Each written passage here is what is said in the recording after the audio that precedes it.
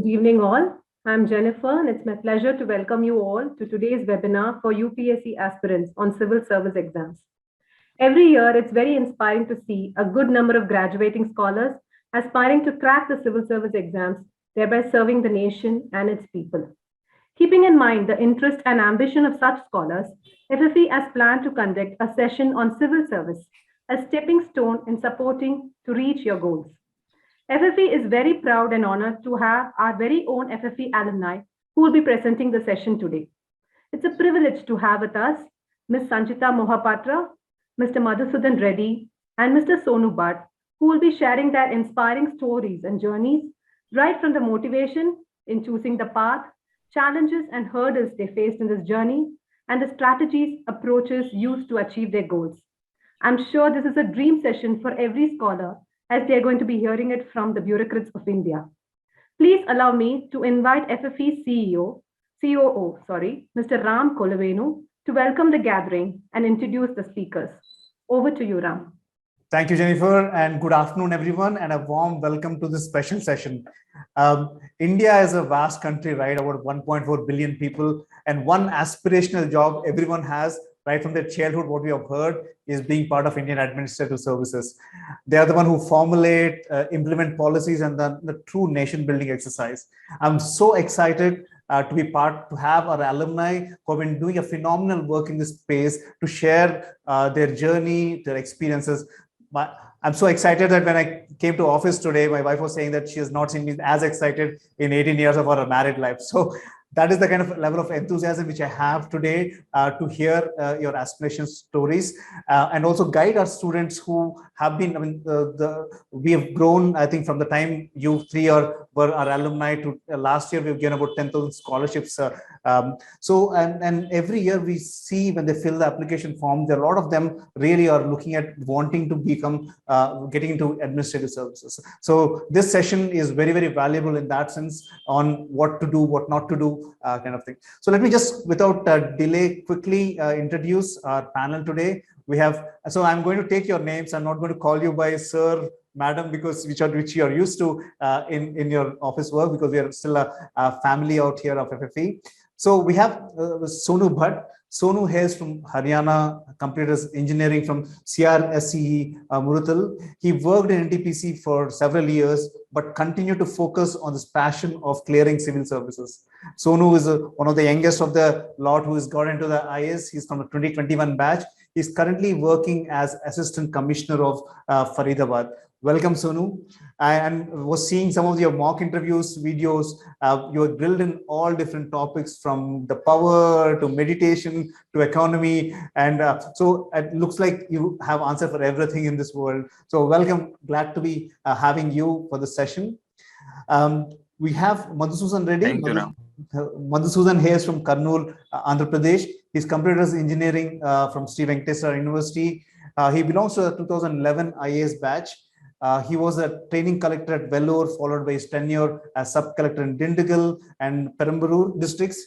He also worked as a joint commissioner for land administration and revenue department at Chennai, and a joint commissioner of health and for Greater Chennai Corporation. Madhusudan now is a collector at Sivagangai district. Welcome, Madhusudan. I think you seem to be very popular in the districts where you're working. I've seen a lot of the youth taking you as an inspirational role model. So very glad to have you, Madhusudan. Welcome to the panel. And we have Sanjita Mohapatra. She has completed her graduation in mechanical engineering from CET Bhubaneswar. She worked in SAIL Rourkela steel plant for several years before she took a small break to prepare for civil services and cracked the 2019 batch with a rank of All India rank of 10. She's currently posted as Assistant Secretary for Government of India, New Delhi.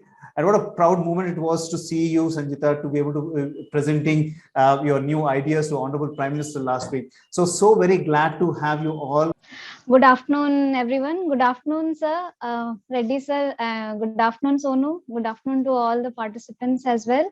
My name is Sanjita Mohapatra, and today, first of all, I'd like to extend my heartfelt gratitude to Foundation for Excellence for giving me this opportunity. It's after a very long time, you know, when you just get your rank, then there are a lot of interviews. It's 2 years into my service. So that phase has gone now into the work mode.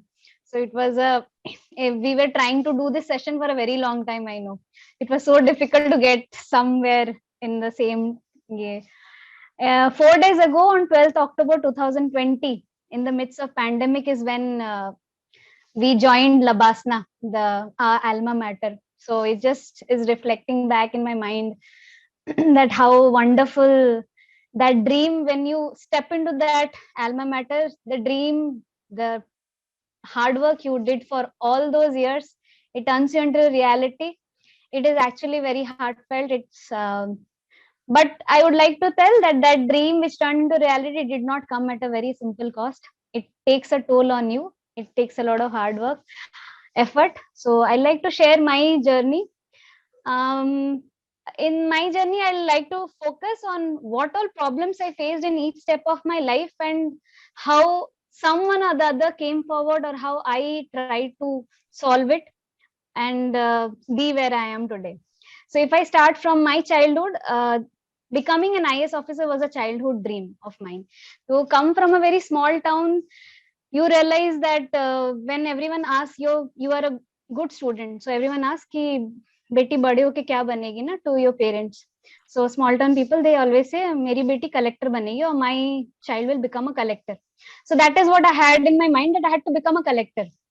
Then I started asking who becomes a collector. No, then I realized an IS officer becomes a collector. So I used to write an essay, aim of your life. My aim of your life, 10 lines would be, I want to become an IS officer.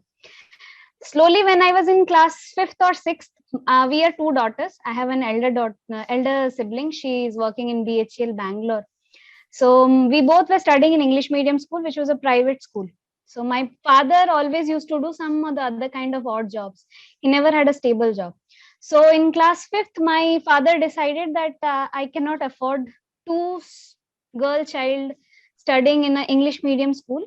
So we can drop the younger sibling and put her into government school, Odia medium, so that one child can study in English medium school. So my mother fought at that point of time and said, when she grows up, won't she ask what was my mistake that you didn't put me in English medium and only my sister or my didi in English medium?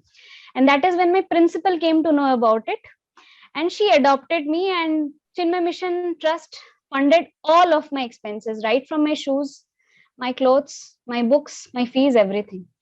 That went on. So after that, I went to 11th and 12th. I wanted to go to Bhubaneswar to prepare for JEE. Now again, the same issue of having money. Somewhere someone got to know from my school teacher, and an NRO, a non-resident ODA who was residing in US, decided to fund me. And he gave me funding for 2 years to fund my 11th and 12th. That is how I completed my 11th and 12th. Then again came engineering. I got a good rank. So a bank gave me a loan to give my fees, but I didn't know how to take out my everyday day-to-day expenses. So it was very difficult. So how do I manage? And that is when FFE came into the picture, and I gave the criteria, and I filled the form, and I got the scholarship of FFE. So 25,000 per annum I used to get then, which was very much enough for me to sail through the whole day, whole year ka kharcha. So all of this is what I wanted to say, ki every time there has been an issue, someone or the other from the society has always come forward to help me in my journey. There were times when I thought that I'll not be able to continue my study, or I'll not be able to do it forward, because my parents were always in a position that I knew they could not support me financially. So my resolve always grew stronger, that how can I give back to the society in the best possible way? And that is how my resolve, my passion to become an IS officer kept on growing stronger. That yes, this is the way maybe I'll be able to serve the society, serve the nation, which has always helped me come along. So that was my passion for that. Finally, I landed a job in Steel Authority of India Limited. I worked there for 5 years. It was a very exciting and learning phase of my life. But my heart always was in UPSC. My heart always wanted to become an IAS officer. So during my preparation, along with my job, I did my preparation. I finished my basics, my foundations. It was a slow and steady process. but I kept on focusing on it, and finally I took a break. In 2018 I resigned. 2017 I resigned and took a break of a year, and I cracked it after 2 years. So yes, there were a lot of issues, but what I learned from the whole of my journey was, if you really are passionate about something, if you really want to do it, you will find a way. I was reading a quote today that if you want to do something, you will find a way. If you don't want to, you will always find excuses. So we have to finally decide that we want to find excuses and run away with things. See, the problems I faced in my life, I think so lakhs and lakhs of students must be facing it every now and then. Is the point is, we have to convert it into something which will ultimately become my strength and not my weakness. So I hope so it inspires you to not find any excuses, but to focus on your passion, put in effort, and rest is luck. And finally, UPSC is not the end of your life. There are lot of other opportunities. My results came out on 4th of August 2020, and on 8th of August 2020, I was going to join TIS Mumbai. I got through my MS over there, and I was going to study over there in social works, do my masters, and join an NGO. So it did not stop my life. It was my second option, and I had an option. So always even think that many people keep on spending years and years of effort on it. So don't do that. There are a lot of other options as well. But yes, UPSC is a dream reality. But to convert it, you have to put in that much of effort as well. Good afternoon, everyone. Good afternoon, Ram, and I think other FFE staff. This thing, it is, if the introductory session is about sharing how the people have entered into this service, more or less most of the aspirants will have the similar stories what Sanjita has just now briefed, if they are from the rural background, or there are another set of aspirants who would have entered because their parents or grandparents would have been in civil service, or other set of people whom class 2, class 3, class 4 employees of government who would have seen a superintendent of police or a district collector, and they would have dreamed that my child also should become one day an SP or the collector in the district. Like that, they would have seen and they would have been motivated their children. For me, it was, I also hail from a small village in Andhra Pradesh, but it is all about, it's like Sanjita told, some people will clearly strategize what they want to become at the young age. But for some people, it takes time and they will decide on their own experience about what they want to become. So maybe my bit is at a later part. So I joined engineering in government university in Tirupati, I think in 2002. That's when I met my principal, Mr. Ram Prasad. He's no more now. He introduced me to the FFE. That's how I got the FFE scholarship. So with that memory, I still contribute one scholar through FFE. And with this background, this is the exam where, one can easily pass. It is not as tough as people imagine. That is first thing the aspirant should keep in mind. It is another exam, which can be easily cleared. It is not so tough. Only thing is they should dedicatedly study. Maybe it is equivalent to doing one post-graduation because the syllabus and structure of the exam is very, very open-ended. In degree or in intermediate or in your +1, +2 or up to the school board exams, everything will come from one textbook. You give some 100 pages or 300 pages textbook, you mug up, you will write that and go ahead with that and you will clear the exam. You will get 100 out of 100 marks. And this is the exam where your score for first rank would be 60% of the score, the overall marks. The top 50 rankers will be getting only 55 to 60% of the overall, if the exam is for 100 marks, if you get 60 marks, you will get first rank. That is the benchmark that is set. That is because of also, in normal circumstances, that might be 100 out of 100 also. But this is due to randomization or some kind of, because all of us have to be equalized. Somebody writes from literature subject, somebody writes from history, somebody writes from politics, someone writes from medical science, someone writes from engineering. The simple qualification you need is you need to be 21-year-old with an undergraduation degree in your hand, and you should have 100 rupees in your pocket to pay to the UPSC to apply. This is your investment required.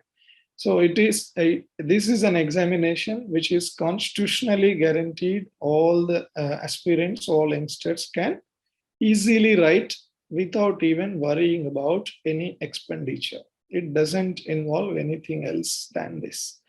And some bit of reminding or revising their studies, maybe a bit of only thing it requires is you should have your eyes and ears open to the ground, to the problems of the people, the problems of the society, or the issues of the society. What is happening in the society around your own place, around your own state, around your own country, around the globe. You should be aware of the things that are happening around, and you should have some rationalistic mind, if not fully rationalistic, because most of our families, grow up the child with a clear irrational mind, teaching them so many irrational behaviors that, you keep praying, whenever you have an exam. No prayers will be enough unless you study, unless you clearly have a strategy of what is needed and what is not needed. And the aspirants who want to study, they should be clear that they're not aiming to get a PhD in a particular subject. They're aiming to clear a short examination, which they have to write in 180 minutes of certain set of questions, which they're supposed to answer from the syllabus, which is outlined in few words in the notification, but which doesn't prescribe any textbook, which doesn't prescribe any kind of guidelines of any elaboration. It says some theory means it says that theory name alone. It doesn't say any, how, into what depth, we should study. So all these factors, they have to go through. Then how to understand these factors? The simple clue of the people, whoever are the aspirants, is the old question papers. If, as a good researcher type, if they start reading the old question papers, they will get to know the pulse of the Union Public Service Commission. Once they know the pulse, then they can decide to themselves whether it is fit for them or not.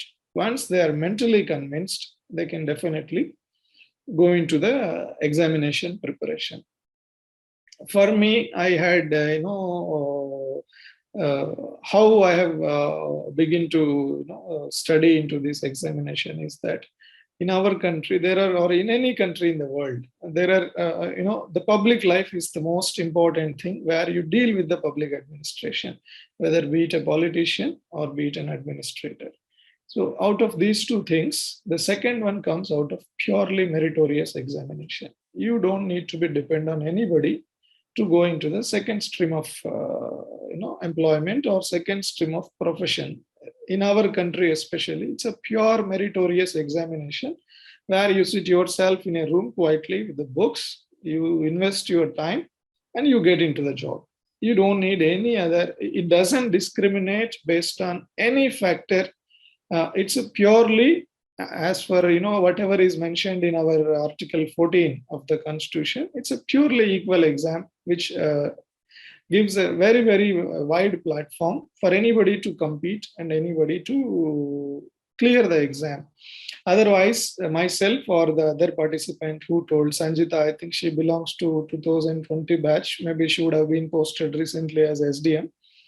So, yes, sir. I'm awaiting my first posting now, sir. Correct. So here in Tamil Nadu, they have joined. Postings are given. So that kind of a mental clarity is needed to the aspirants. And second thing, they have to be very, very clear about, or how one person gets motivated would have been, if somebody is attending this webinar, means they don't need any further motivation. They have got enough motivation that, or they might have been almost decided that they want to take up this examination. For me, I have not written the examination with an intent to clear it. I wanted to try it once. I wanted to try with a full sincerity and dedication and write at least once. I was working in a private IT company. Then I quit that company.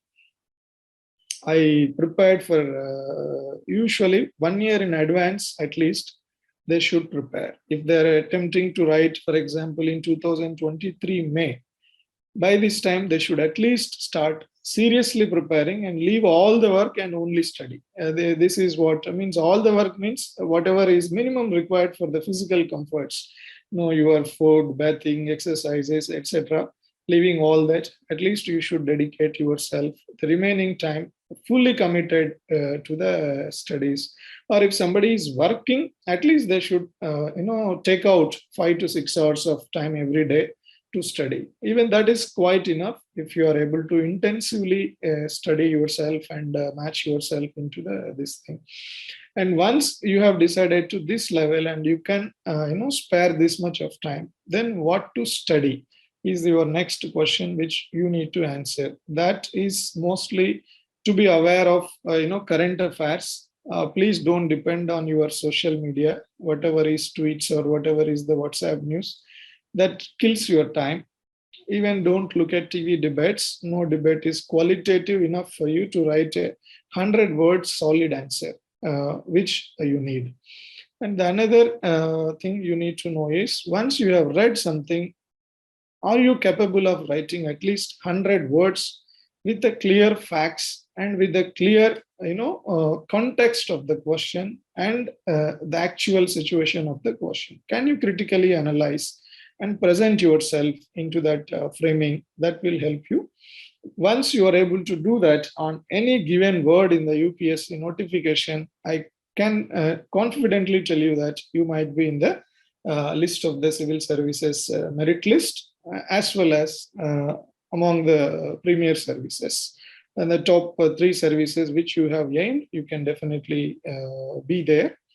The other window for you, which the UPSC, if you read the notification, I urge all of you to please carefully read the notification, like a religious person reads a religious book. If you are religious, so you read it so carefully that what is the intent of the UPSC, what it expects from a person. It only expects that a well-meaning, educated person who is well aware, an Indian citizen. These are the things that they expect.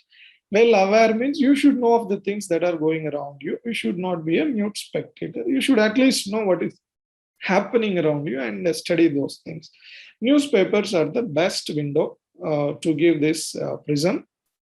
Maybe one regional newspaper so that you are updated with your state affairs, and one national newspaper so that you are updated with the national news and international news. And you choose your own paper. It doesn't matter. A lot of people have preferences to that particular newspaper is better or this is better. That is purely personal choice of the aspirant. If you don't like XYZ newspaper, please pick up ABC newspaper and keep reading it. But definitely you analyze it. You pick up what to be analyzed in depth, what to be glanced at. So that, in the beginning, it may take you 2 hours to read. Later on, you will be concising your reading to 32 minutes to 45 minutes, so that you will spend your time more on other things. The other thing which we may need to do is a lot of practice in answer writing if you are preparing for the mains. It is exactly same as how you present your board answer in a +2 examination or 10th examination. It is nothing more, nothing less. Don't dream beyond this. If you can present a clear, concise, crisp answer as you would have done in your 10th board exam or 12th board exam, definitely you are on par with the top ranker. It is not more than that. Don't expect more than this. It is not required. Then the other aspects is maybe a 1 monthly magazine, which is being brought out by so many institutes or so many people who are writing the competitive examinations. And remember that most of these magazines are written by the aspirants who have attempted the exam multiple times and they have chosen this profession as an alternative profession. They would have written 6 times, 8 times, and they would not have been succeeding for various reasons. It is not their fault that they have not succeeded. Maybe the strategy they have adopted might not have been suitable to the needs of the exam. This is what we should understand. Nothing else. It is not that they are less meritorious than those people who have cleared the exam. Maybe the path they took would have crossed some hurdles, which they could have failed to cross. That is the only things. And last one, I would like to say that whatever I learned during my preparation is from those people who had experience in writing this exam, but not cleared the exam. My roommates were people who have not so far cleared. Then they used to share all the, how they have been preparing and all, what were their failures. I strategized to avoid those failures, and luckily or randomly, I got selected for the first time in first attempt. 2009 June, I started preparation. 10 May, I took the prelims. 11 May, my result came out. I got, I think, 54 rank and got into the IAS. So this is how things went on. And once I got selected, I should, tell you this fact also, that 7 to 8 of my roommates got into various services, into IAS, IPS, IRS, some of them into CISF, assistant commandant, so many higher positions in government of India and the state governments and in public sector enterprises they're holding now. And in my college, where I studied my engineering, once they all get to know that, I cleared the exam, they all got the confidence that, oh, our college students also can clear this exam. It is not so tough exam. This is the confidence my result could give to others. Some of the friends, my own classmates who were working in London and America, they came back and they have written the exam, because they understood it can be cracked. This is the only thing. That is the confidence which we need to believe in ourselves. That's why I'm telling it is not a tough exam of the world as it is projected everywhere you see. Don't believe that it is all trash. If you believe it is the easiest exam or it is similar to your board exam, you can definitely get into the track and you can clear the exam. From my own college, the next year after me, whoever have prepared, one person get into IPS service. Now he is in Assam cadre. The other guy from my own batch got into IRS IT. Now he is in IT as deputy commissioner. And another classmate got into audit and account service. And after that, I went to college once. My principal invited to give a similar talk. There, one boy, asked me, Anna, I want to prepare for the civil services. This boy, I could get opportunity to, guide him. Now he is an IAS officer in Andhra Pradesh cadre. So it is very, very easy. First thing, I urge all of you to think that it is easy and it is possible. And once you decided that you have to take up the exam, then don't keep looking on the videos and interviews of the successful candidates. That will not help you.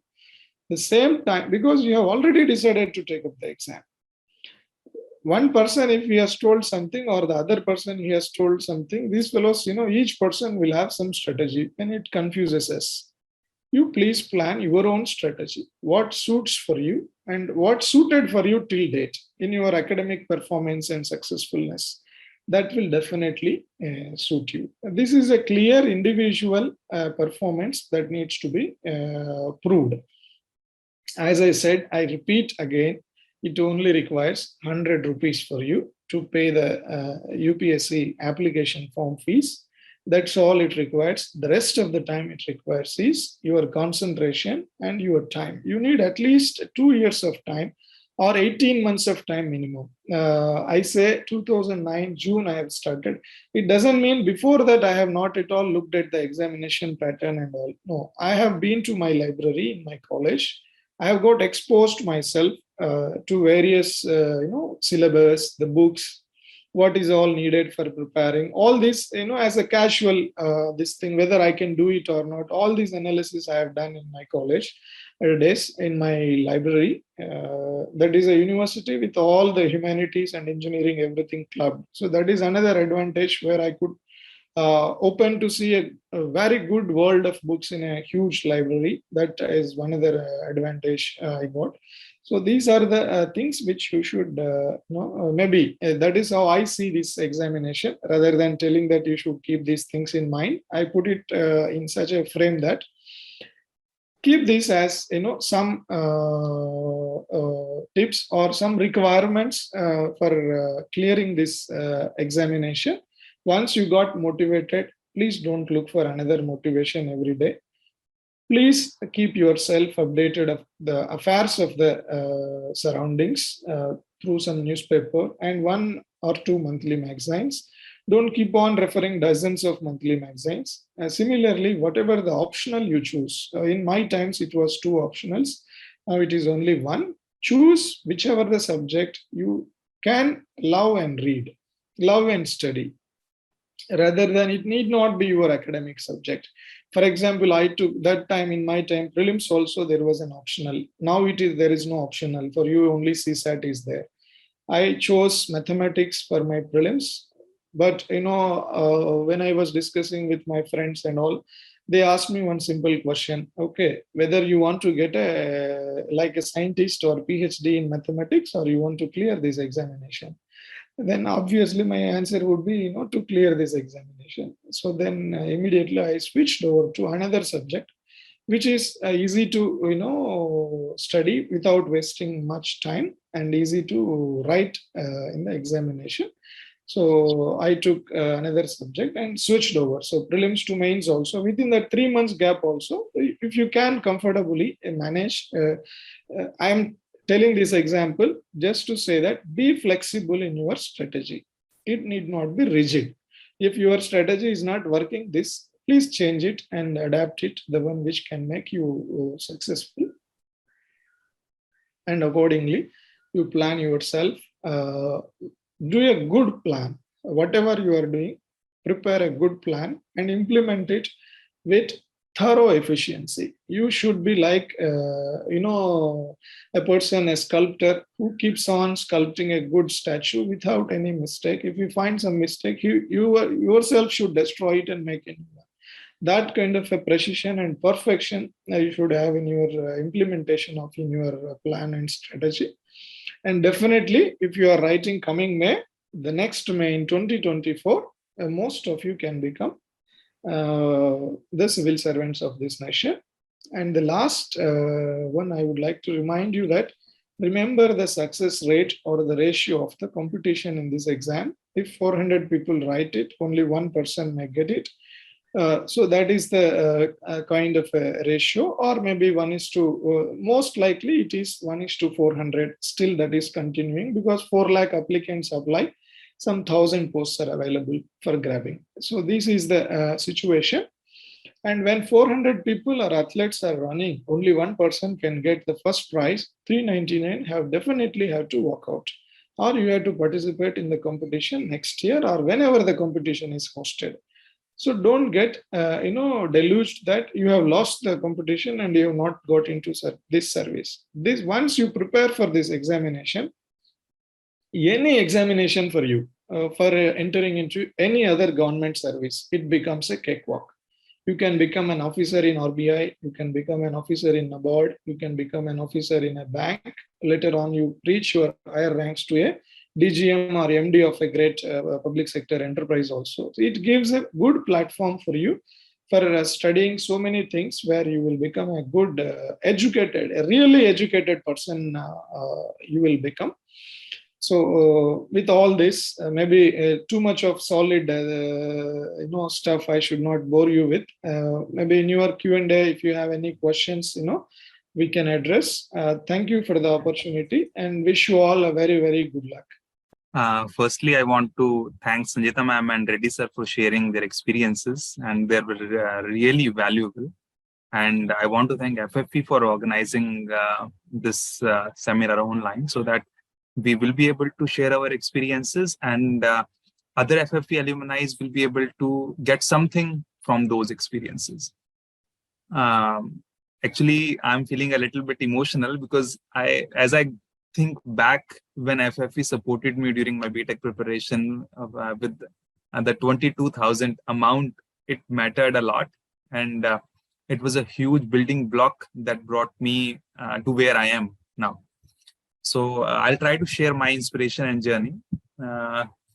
As Sanjita ma'am said that it was her childhood dream to become an IAS officer, it was not like that for me. I never knew what an IAS is at that point of time. Even when I cleared IAS, my family did not know what IAS is. I had to tell them that I have become a DC kind of thing in my district. So they understood what IAS is. Even now, they don't know what IAS is. Actually, from the beginning, it was very difficult economically. Yes, my father was having a disability, so he was not working at all for the last 30 years. My mother was doing odd jobs, so the educational pursuit was very difficult. And similar to Reddy sir, I never had that in mind what I wanted to do. Firstly, I wanted to complete my 10th, then I wanted to complete my 12th, then I wanted to complete Polytechnic. So as the thing came on to me, I just went on doing those things. Initially, my interaction with the administration was when I wanted to have a scholarship form signed with the Tehsildar of my state. So he just kind of kept pending on for days on days on days. And I was very frustrated. I thought, ki ab mere ko Tehsildar hi banna hai. That was in +2. So after that, the experience got faded from my mind and I forgot about what administration actually is, what is IAS that I never knew about. Then I went into BTech, and it was the FFE who supported me at that point of time. If actually FFE would not have supported me at that point of time, I would never have was able to complete BTech at all. Because during even my +2, I was distributing newspapers in the morning, going to school in the afternoon, distributing couriers in the evening. So going to BTech was a very big thing for me. And the thing was, the college in which I enrolled in the BTech, it was Choturam State College of Engineering. I only went into that college because FFE came into that college. Because 1 year before my selection, FFE granted scholarship to one of the students in my college. I came to know about it. I wrote the engineering exam. I went into that college because FFE was there. So that was the kind of alignment of my mind with the FFE at that point of time. So I completed the engineering and joined NTPC just after completing my engineering. Even at that point of time, I never knew about what IAS is all about. I just wanted to do things that came into my way. NTPC was a brilliant job, and I learned a hell lot of things in NTPC. So I joined NTPC in 2009. In 2012, one of my batchmates, he qualified mains. So after that, I came to know what IAS is all about. Then I gained confidence ki acha, that guy can do it. I can also do it. So in 2012, I started preparing for UPSC. And from 2012, it was 2020, I finally qualified UPSC. In that time, I was in NTPC. I worked in NTPC for 11 years. And I qualified UPSC twice. I gave 7 attempts. I gave 6 interviews. And I was selected twice. Last year, I was allocated Danix. And this year, I was allocated IAS. So it was hell long journey for me. In between that, I got married. I had a daughter. And I didn't know what qualifying UPSC as an IAS mean after I qualified the UPSC as an IAS. I got 99 rank last year. It was CSC 2020. I cannot even tell you how I felt after that. I was not expecting to clear UPSC, and I got a rank which got me into IAS. That is the first priority in my services list. So it was a different experience altogether. And the only thing that I want to say is, because I qualified while being in the job, while having a family, having a married life and a daughter. So the only thing that I want to say to the aspirants who are listening to me, this is the first time I'm sharing my experience. I never shared my experience anywhere because experiences are very personalized. When you say it on a public platform, people take it in a way they want to take it, because of their different kind of upbringings, their different kind of mental attitudes, their perceptions are different. So I never told anybody what my approach was like. But the only thing that I learned from the UPSC journey is try to identify your mistakes, try to rectify them. That is the only thing that matters in UPSC. Reddy sir actually said that we have to be very flexible in our approach. The only thing that I was not having is the flexibility in my approach. And that is the thing that costed me these lot of years. Because I was having geography as an optional and I was doing job. It was very difficult for me to switch away from geography. It was only my optional that was restricting me from qualifying the UPSC. In all the GS papers, I was having very high amount of marks. So be flexible in your approach. If you think that one optional is not suited for you, change the optional. It doesn't matter, because you want to qualify UPSC. You don't want to master in any one optional. And second thing is support system. If you have a support system, like you want to talk and somebody is there to listen to you. So that is the one thing. And second thing is they are able to provide a positive feedback to you, some solution kind of thing. That is very helpful in UPSC. Thank you, Sonu. Again, what an inspiring journey. I only keep reading about Abdul Kalam and how he came wherever he was, and looking at someone who took up some odd jobs and being able to focus continuously. And that's what I was really amazed when I saw your interviews as well, in terms of how you really kept on going at it. Working for about beyond few years, and once you get to 10 years, you've been almost work for NTPC for about 10 years, right? To stay focused and keep the dream alive and keep going at it, that is amazing. So thank you. I mean, thank you for being very, very open and sharing your thoughts. So I think we probably then will have 15 minutes. We probably look into some of the questions which the teams had. And one thing which probably is you touched based on that, Sonu, is, and I know Sanjita, in one of your interviews, you were grilled about this work-life balance thing and all. So how does this work? I mean, I know when we were planning to have this session, it was a nightmare to get time. The only time which you had were, if you were lucky, a Sunday afternoon for a few hours was the only time which you had for yourself, and we robbed that from you today. But tell me, how does this work-life balance work, and what are the tips which they need to have? Because most of our students, aspirants, would potentially be working for a few years before they actually go and start being serious about this examination. And as the journey which you three have gone through is almost very similar to most of our scholars. They would want to settle down or take care of basic stuff at home. So how does this work-life balance work, and what tips do you have for them?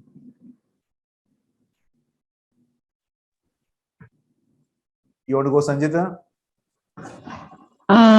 I think so. I'm just very new. Madhusudan sir will be more apt to comment on it for the work-life balance. If I am to say, yes, as Sonu very well, he has put ki you need to have a good support system.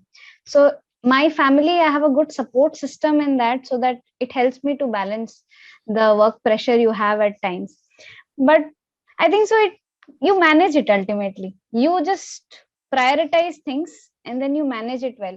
Those people who are working right now and who will be giving the examinations, for them, I would try to tell you what I used to do during my working phase was, and I think so Sonuji would be more apt. He has worked for such a long time and prepared, so he'll be able to put more light on that. What I used to do is I had a schedule.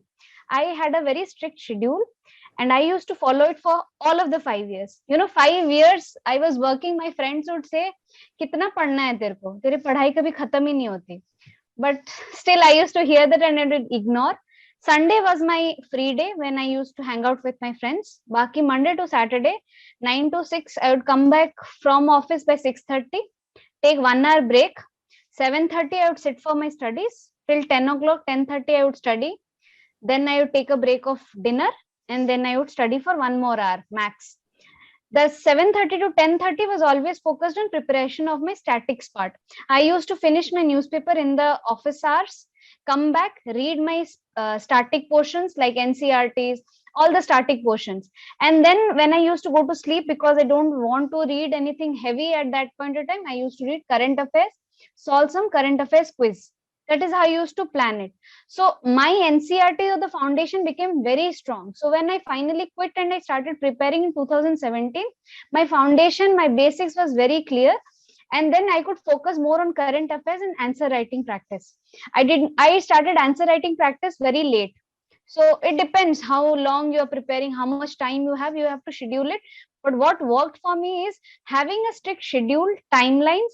I knew in this year, in this month, this week I'll finish this much.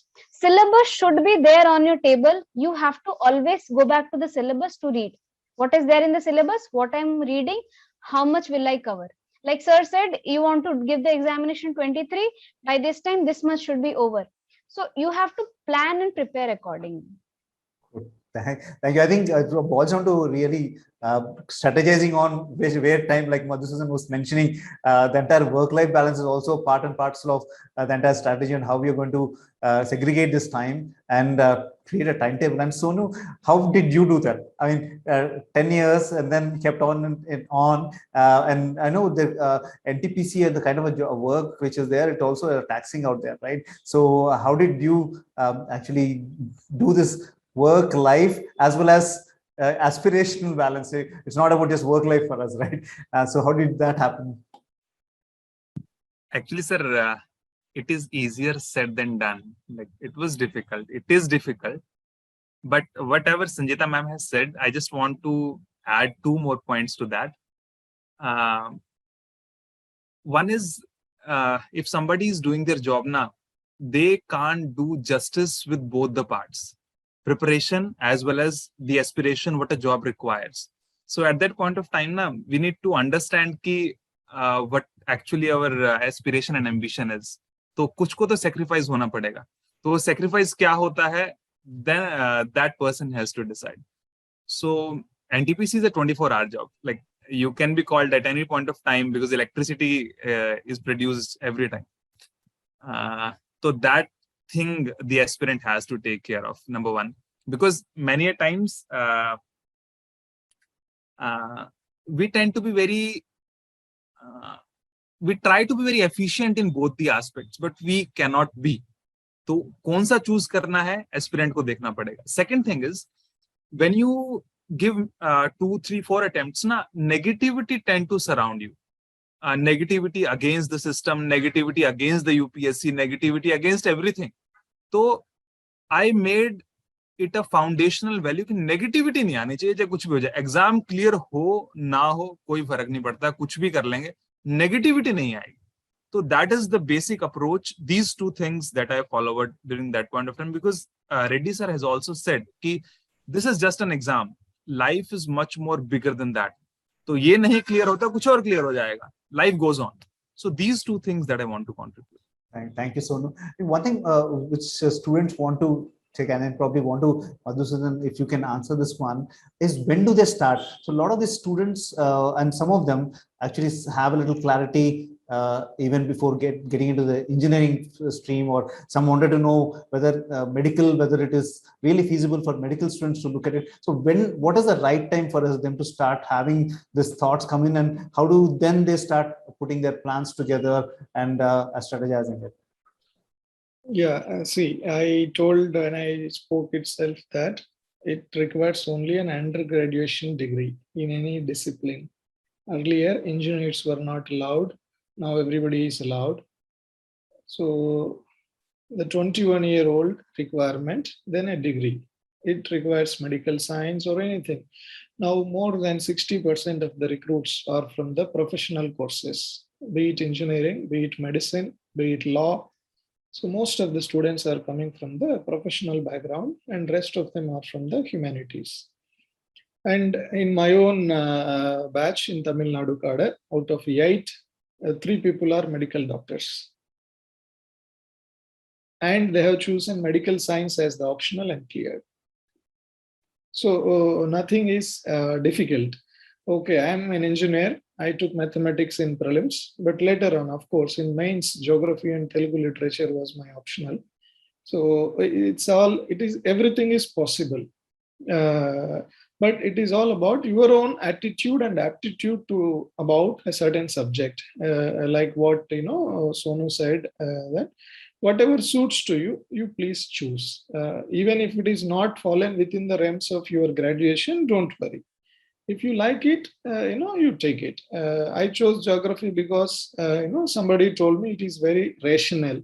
It is very scientific in its approach to understand. Being a science student, I preferred an art subject with a scientific bent of reading, because reading maps or connecting the dots on the world means whatever is happening, the sequence, it is I felt something is easy, then I took over. And the literature, I'm a Telugu medium student till 10th class, so I read in Telugu medium or in Telugu everything. I'm inclined for literature, so I took the literature subject. Initially mathematics, I like mathematics so much that I took it as a natural choice. So these were the things. And a newspaper reading is what really takes them to the grips. Once they read it, most of the exam is done. 50% of their preparation is done if they are able to grasp the what is happening, why it is happening. Not only what is happening, they should also know the reason for why it is happening. For example, Russia-Ukraine war is now currently going on. It is not enough if they know that Russia-Ukraine war is going on and how many cities are destroyed. They should know the philosophy behind why it is going on. Why it is going on, why XYZ country is supporting Russia, or why somebody is not supporting anybody. So they should think in a multi-dimensional angle for every aspect that gets into the news. Then definitely we will be successful. This is what is needed for the examination.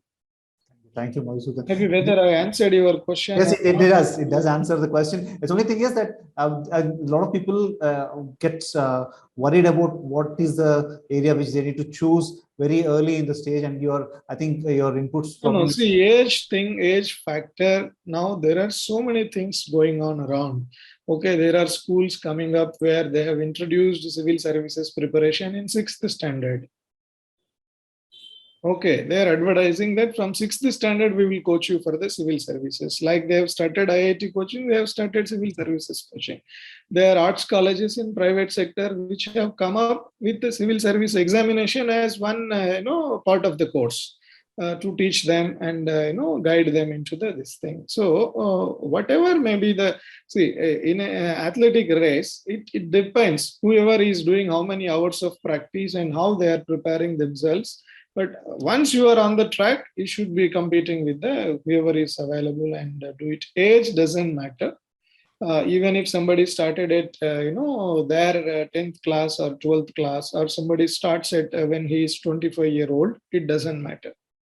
It is all requiring the essential basic knowledge and basic concepts that are required to be remembered, that everybody would have studied in their school, in their graduation. It's only a recap of what they have studied. So that recap will not take more than 3 months. Within 3 months, they can bridge the gap. Even if somebody has done well earlier, they can bridge the gap and start reading from there onwards. And a clear plan of treat it like doing one postgraduate degree. That's enough. 2 years course. You would have been a graduate already. Please try to do one postgraduate degree with the utmost sincerity. Then you will clear the examination. I think one question which multiple people are asking in these days, if you open up a newspaper, we need to take off all the advertising and figure out where the news is. The same thing happens with the debates. Do you suggest any newspapers, any good ones to actually read is what people are asking? No, see, they can, choose whatever they want. This is what I don't want to give any choice of prescription like a medicinal prescription. Okay, what I like reading is the Hindu newspaper because I was exposed to it from my college days. There was a reading room where they used to supply the newspaper in the reading room. The Hindu newspaper used to come. So I started liking up, and till today I read it every morning. See, that's the habit you picked up. Somebody might have liked to read Times of India, or somebody who is in Delhi might have, trying to read Hindustan Times, or somebody in Calcutta, there is some other newspaper is popular there, local English newspaper. So it's all depends. Okay, yeah. So once you like it, you read it. It's the same news that gets covered. Nobody will cook up the news. It's the same news. It's the same amount of pages that they get covered. And only the prism with which we look at it is the difference. So you have, your own lens to look at the news that is presented before you. Thank you, Madhusudan. I know we're probably getting to the end of the time, but there are several questions coming. What we'll do, probably summarize some of these together and maybe get back to you. I read a lot of questions on this thing. Maybe some common understanding we can tell to these aspirants, sure. Or we can allow some of them to ask question if it is okay with that. Maybe 4 or 5 people can ask the questions, and generally, to all the participants, if please don't expect any advice from anybody about which subject is easier. Okay, if that is the case, there are 4 or 5 subjects which people prefer the most. Only this way it can be answered. Rather than saying which is easier, we can only answer that these are the subjects which most number of aspirants take the exam with the optional. Maybe be it, as Sonu said, geography is one of the optional, which is taken by most of the people. Another one is psychology. That is taken by most of the people. Okay. And then apart from this, maybe public administration is taken by most of the people. After that, anthropology is taken by most of the people. Then after that, literature subjects of the regional literature or Hindi literature, whatever is the literature subject. This is one optional chosen by the people. After this, maybe next comes the political science or history. These 7 to 8 subjects are the maximum number of aspirants choose as their optional. Okay, some people choose medical science, their own discipline, medical science, engineering, mathematics. They are the real mavericks of that subject in the college. Okay, that means they are a top class in in that subject. Then only you can clear. That is for their own discipline. It is very difficult to clear. Sure. In that aspect, even economics takes a lot of energy. It drains your energy. It is not that it is difficult. It is easy. It takes time to understand. That way we can put it the perspective. Sure. Thank you, Madhusudan. Sonu, if you want to have any closing comments, anything which you want to share? Actually, sir, I will be just reiterating the points of Reddy sir, because Reddy sir has covered all the aspects of it. So I just want to say, if you want to do it, just do it. And as Sanjita ma'am has said, if you don't want to do it, you will find an excuse for it. So that is what I want to say. Thank you. And Sanjita, anything from you? For all the aspirants, I have a Twitter ID, Sanjita1609. I regularly reply to all the text messages there. So I know there are a lot of questions, a lot of anxiety. I also am a person who has done my preparation from internet. So I understand working, you may not be able to do any coaching, and coaching is important, not important. That's a very different discussion altogether. For the materials, everything, I have a Telegram channel also. Everything I have uploaded on my Telegram channel, all materials, resources, whatever I have prepared. So it's there available, and you can ask all these questions on the Twitter. Whenever I find time, I'll always be very, very, very happy to reply you all back, so that I can help you. If any of you I can help in your journey, it will be a matter of happiness for me only. So I'll try a lot to answer. Okay. And all Sanjita, the best. Can you just repeat your ID again, please? The Twitter ID. Sanjita1609. Okay. Thanks. Thank you, Sanjita. It's just a wonderful session. There's so many new things which I have learned, and then I'm sure there is a lot of things which the students have learned, and alumni. There's several alumni who joined us today as well. So thank you very much, and all 3 of you are such a big brand ambassador of FFE, and we'll always be indebted. So FFE is an organization is only thrives with alumni being there in forefront of doing everything.